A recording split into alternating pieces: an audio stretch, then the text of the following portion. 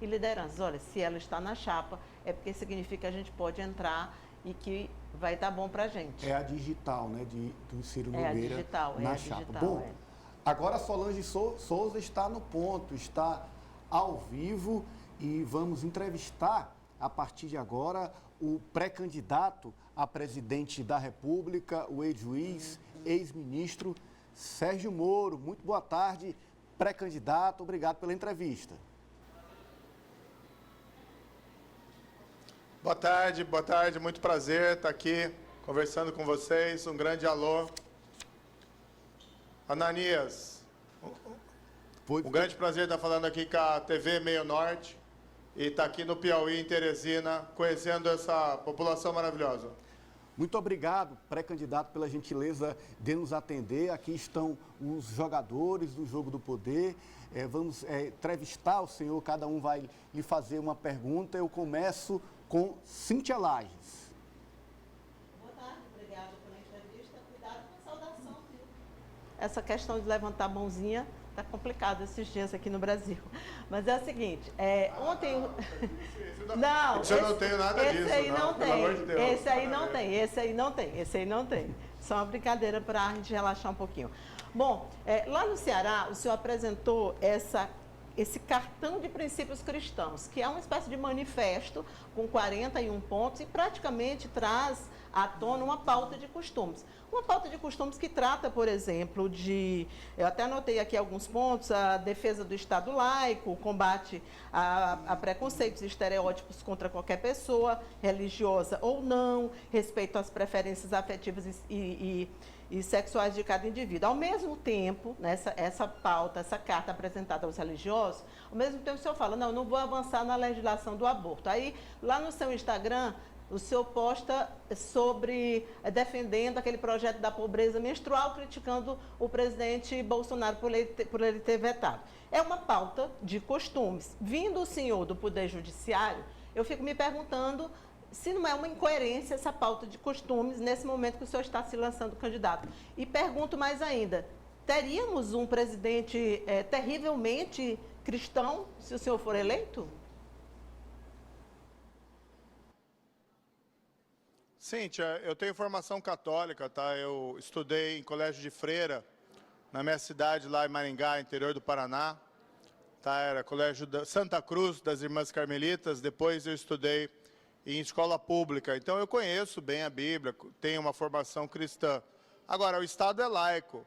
O que nós fizemos ali foi um gesto de respeito, tá? À religião cristã, porque é a religião da maioria dos brasileiros. A gente respeita todas as religiões, as pessoas também que não têm religião. No fundo, nós temos que tratar todo mundo, que é muito importante, sem fomentar divisões desnecessárias entre nós. O que a gente resolveu fazer ali foi que estava tendo muita fake news a respeito do que eu penso sobre variados assuntos. E eu resolvi escrever aquilo lá, e para mim, quando eu escrevo, assumo um compromisso, isso aí está escrito na pedra. Tá? Então, nós não vamos nos desviar daquilo que nós assinamos ali dentro daquela carta, inclusive, né, que é um ponto muito importante, tanto para a comunidade evangélica como para a comunidade católica, nós não vamos promover a ampliação das exceções já previstas na legislação brasileira que proíbe o aborto. Ou seja, as exceções hoje é risco de vida para a mãe, gravidez decorrente do estupro e, por decisão lá do Supremo, anencefalia, né, o feto sem cérebro. Então, essas três hipóteses estão permitidas e nós não vamos ampliá-la. Esse é um compromisso que eu escrevi, além de outros. Mas, fundamentalmente, eu sei que o Estado é laico, né? Ninguém quer promover aqui uma teocracia ou coisa parecida. O que não nos impede de valorizar, né, os princípios cristãos que fazem parte da nossa tradição cultural. Agora quem pergunta, pré-candidato, é a jornalista Sávia Barreto. Pré-candidato, o ministro Ciro Nogueira, piauiense, senador, ele falou sobre o senhor em várias entrevistas, né? Ele diz, por exemplo, que o senhor sofre de crise de identidade, que o senhor vai ser, no final, candidato a deputado, e eu queria saber do senhor qual resposta o senhor daria a ele, né? Se o senhor sofre de crise de identidade, se o senhor no final vai ser candidato a deputado, vai desistir da sua candidatura. Ele disse que o senhor tem vários problemas na justiça e por isso a sua candidatura não teria como prosperar.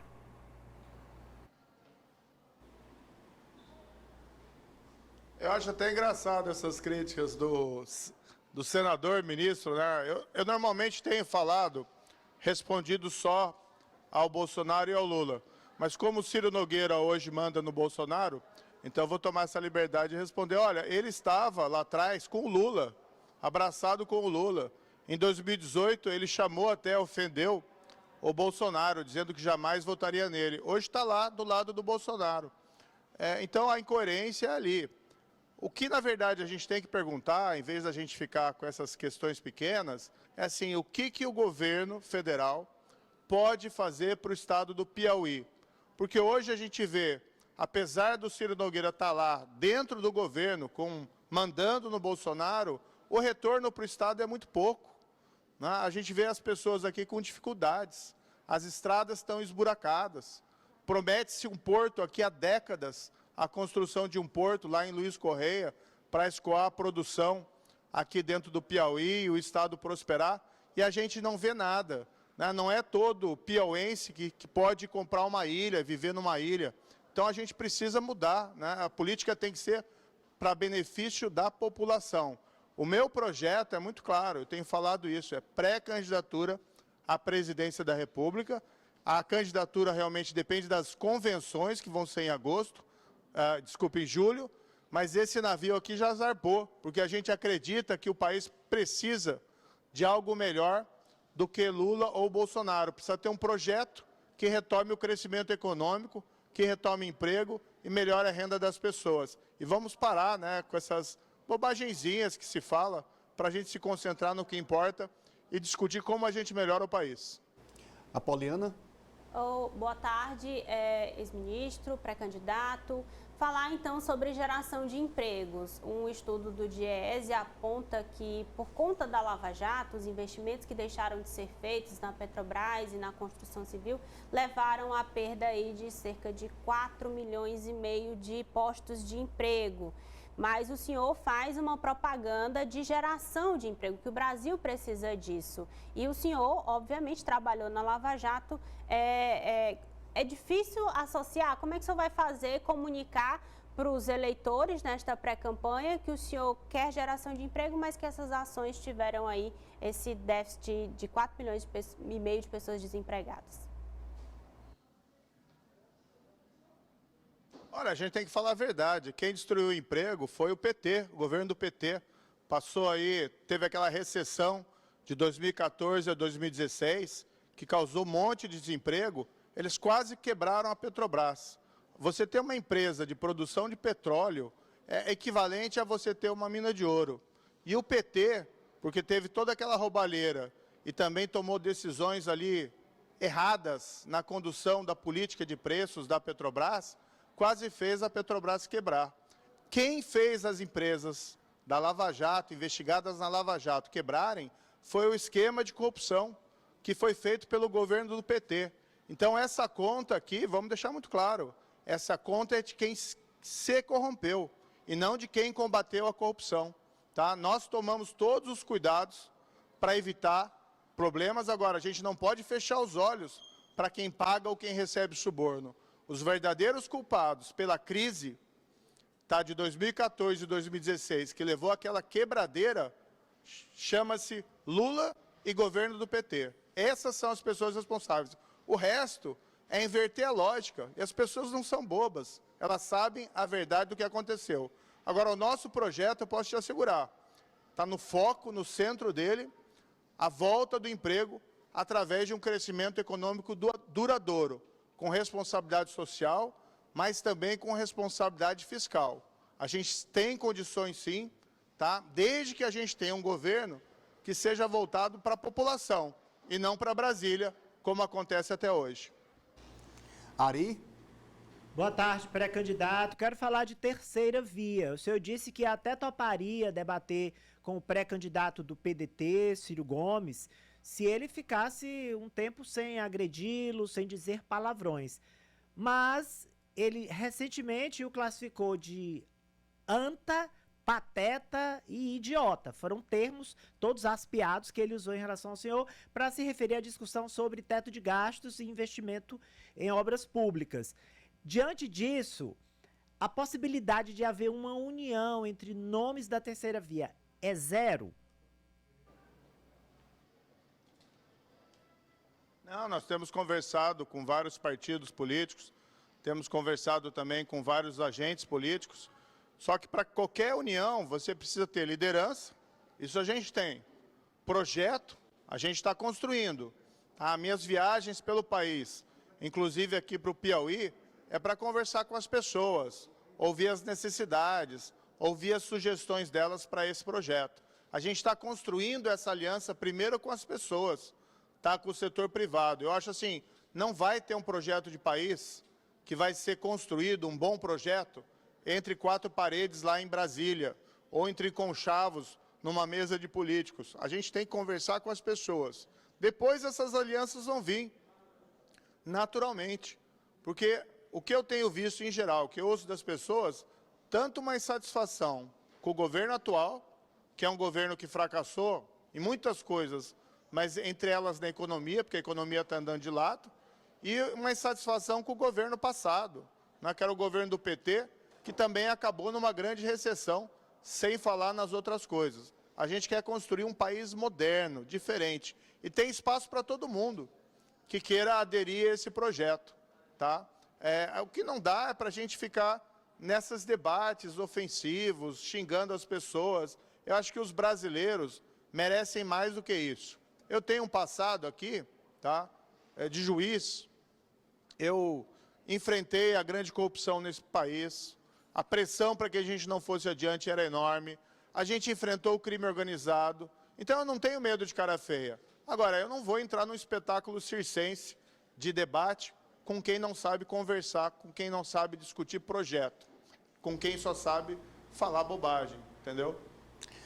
Pré-candidato, para a gente encerrar, a filiação do senhor à União Brasil, ela está descartada? O senhor, de fato, segue no Podemos? E falando em Podemos, a expectativa de uma filiação de Kim Kataguiri, deputado envolvido recentemente com relação a denunciado por supostamente incentivar a criação de um partido nazista no Brasil. Ele será seu correligionário?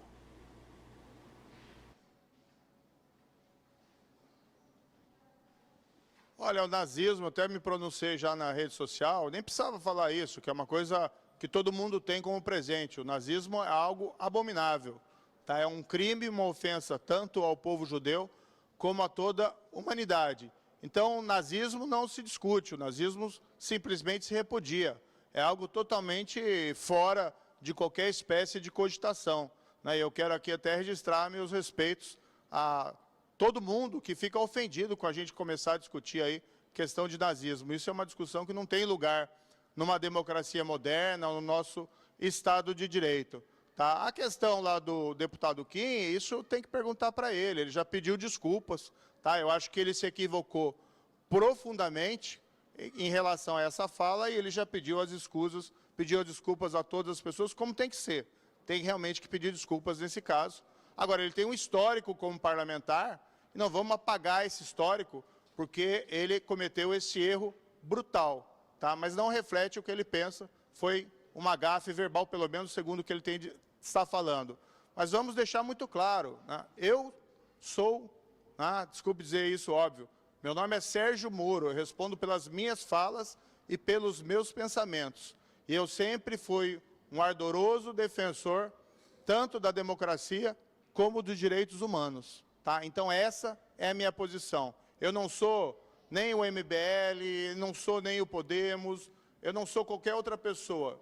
Meu nome é... Tá, quase virar um jargão, né, de política. Meu nome é Sérgio Moro, eu respondo pelas minhas falas e pelos meus atos. E quanto à União Brasil, está descartada a filiação?